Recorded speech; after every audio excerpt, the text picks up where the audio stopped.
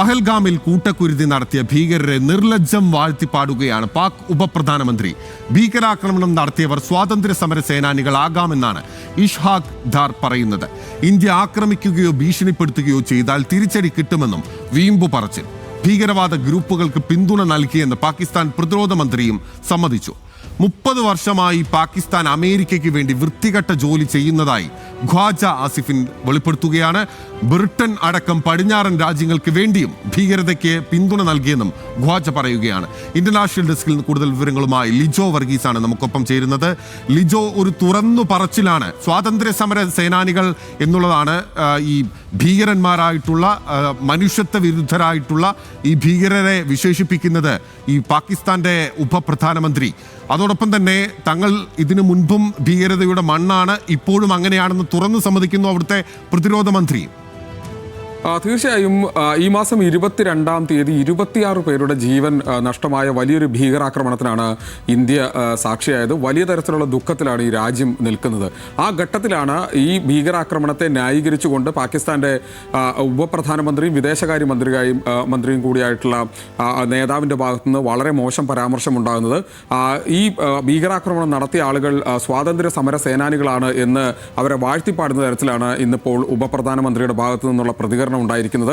യഥാർത്ഥത്തിൽ വളരെ നിരുത്തരവാദിത്വപരമായിട്ടുള്ള ഒരു പ്രസ്താവന ഇത്രയും മുതിർന്ന ഒരു നേതാവിൻ്റെ ഭാഗത്തു നിന്ന്, അല്ലെങ്കിൽ അങ്ങനെ ഒരു ഭരണാധികാരിയുടെ ഭാഗത്തു നിന്ന് ഉണ്ടാവുന്നത് അതിന് നിർലജ്ജം എന്നല്ലാതെ അതിന് വിശേഷിപ്പിക്കാൻ പോലും സാധിക്കാത്ത തരത്തിലായിരുന്നു ആ പ്രതികരണം ഉണ്ടായത്. ഒരു പക്ഷേ ഇത്രത്തോളം വലിയൊരു ബഹളം ഉണ്ടാക്കുന്നത്, അല്ലെങ്കിൽ ഒരു പ്രകോപനം ഉണ്ടാക്കുന്നതിന് പിന്നിൽ പാകിസ്ഥാന് കൃത്യമായ അജണ്ട ഉണ്ടാവാനുള്ള സാധ്യതയുണ്ട്. കാരണം ഇന്ത്യ വളരെ സിസ്റ്റമാറ്റിക്കായി ഒരു പ്രശ്നത്തിന് ശേഷം പ്രതികരിക്കുന്നതാണ് നമുക്ക് കാണാൻ കഴിയുന്നു. ആദ്യം വളരെ നയതന്ത്രപരമായ കാര്യങ്ങളിലുള്ള ഇടപെടൽ ഇന്ത്യയുടെ ഭാഗത്തുനിന്നുണ്ടാകുന്നു. അതിനുശേഷം ഒരു അറ്റാക്കിംഗ് മോഡിലേക്ക് എന്ന നിലയിലേക്ക് കാര്യങ്ങളെ കൊണ്ടുപോകുന്ന തരത്തിൽ അതിന് വേണ്ടിയിട്ടുള്ള ഒരു എല്ലാവരിൽ നിന്നുള്ള സഹകരണം, വിശ്വാസം നേടിയെടുക്കുന്ന തരത്തിലേക്ക്, അത് അന്താരാഷ്ട്ര തലത്തിലായാലും രാജ്യത്തിനകത്തു നിന്നായാലും ഉണ്ടാക്കിയെടുക്കുന്ന തരത്തിലേക്കുള്ളൊരു രീതിയിലേക്ക് ഇന്ത്യ സർക്കാർ മാറിയിരിക്കുന്നു. അതുകൊണ്ട് തന്നെ വലിയൊരു ബഹളം ഉണ്ടാക്കുകയും മറ്റ് രാജ്യങ്ങളെ ഈ പ്രശ്നത്തിലേക്ക് കൊണ്ടുവരികയും ഒരു മധ്യസ്ഥ ചർച്ചയിലേക്ക് കാര്യങ്ങളെ കൊണ്ടുപോവുകയും ചെയ്യുക എന്ന നിലയിലേക്ക് വലിയൊരു പ്രകോപനം ഉണ്ടാക്കുക, ഒരു ബഹളം ഉണ്ടാക്കുക എന്ന നിലയിലേക്ക് പാകിസ്ഥാൻ മാറുന്നതാണോ എന്നുള്ളതാണ് സംശയം. എന്തായാലും ആ തരത്തിലേക്ക് പാകിസ്ഥാൻ മാറുന്നത് ഇന്ന് കണ്ടു എന്നുള്ളതാണ്. മറ്റൊന്ന്, ഖ്വാജ ആസിഫ് പറഞ്ഞ പ്രതികരണമാണ്. സ്വാഭാവികമായി അന്താരാഷ്ട്ര തലത്തിൽ തന്നെ, അല്ലെങ്കിൽ നമുക്ക് എല്ലാവർക്കും അറിയാവുന്നതുപോലെ തന്നെ പല ഘട്ടങ്ങളിൽ പാകിസ്ഥാൻ തീവ്രവാദ പ്രവർത്തനങ്ങളെ പ്രോത്സാഹിപ്പിച്ചിട്ടുണ്ട്.